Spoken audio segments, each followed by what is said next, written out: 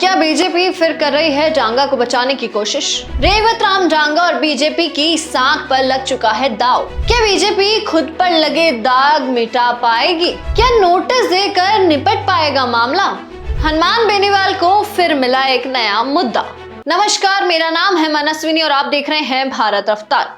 BJP की अनुशासन समिति द्वारा खीवसर से विधायक रेवत राम डांगा को कारण बताओ नोटिस जारी किए जाना अब सिर्फ एक संगठनात्मक कार्रवाई नहीं बल्कि एक बड़े राजनीतिक संदेश के रूप में देखा जा रहा है।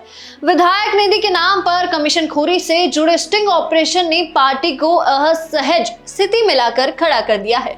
ऐसे में सवाल उठता है कि क्या ये नोटिस वास्तव में जवाबदेही तय करने की दिशा में कदम है या फिर समय खरीदने की नई रणनीति? 20 दिन का जवाबी वक्त देना, जबकि मामला पहले ही सार्वजनिक और गंभीर हो चुका है, ये संकेत देता है कि बीजेपी फिलहाल कोई कठोर फैसला लेने से बच रही है। पार्टी नेतृत्व जानता है कि तुरंत कार्रवाई करने से संगठन के भीतर असंतोष और राजनीतिक नुकसान हो सकता है।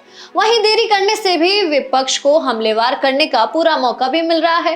इससे पहले विधानसभा अध्यक्ष वासुदेव देवनानी द्वारा बनाई गई सदाचार समिति भी तीनों आरोपित विधायकों से पूछताछ कर चुकी है, लेकिन जमीनी स्तर पर अब तक कोई ठोस नतीजा सामने नहीं आया, जिससे जनता में ये धारणा बन रही है कि बड़े मामले में सिस्टम अक्सर सुस्त पड़ जाता है। अब इस पूरे घटनाक्रम का सीधा राजनीतिक असर न सिर्फ बीजेपी की छवि पर बल्कि क्षेत्रीय राजनीति पर भी पड़ता दिख रहा है। हनुमान बेनीवाल पहले ही इस मुद्दे पर सरकार और बीजेपी को घेरते रहे हैं और अगर रेवत राम डांगा इस नोटिस से सुरक्षित निकलते हैं तो ये उनके लिए एक बार फिर सियासी हथियार बन सकता है। अंदर खाने में ये भी चर्चा है कि स्टिंग सामने आने के बाद रेवत राम डांगा की प्रदेश अध्यक्ष मदन राठौड़ से 2 बार मुलाकात हो चुकी है, लेकिन पार्टी नेतृत्व उनकी दलीलों से पूरी तरह असंतुष्ट नजर आई है। यही वजह है कि नोटिस देकर गेंद अब डांगा के पाले में डाल दी गई है। सवाल यहाँ ये भी खड़ा होता है कि क्या बीजेपी इस पूरे मामले में निष्पक्ष और सख्त रुख अपनाकर अपनी भ्रष्टाचार मुक्त राजनीति की छवि बचा पाएगी या फिर ये मामला भी नोटिस, जवाब और बैठकों के बीच दबकर रह जाएगा? आने वाले दिन ये तय करेंगे कि क्या बीजेपी इस दाग को मिटा पाएगी या ये स्टिंग ऑपरेशन लंबे समय तक पार्टी के लिए सियासी बोझ बना रहेगा।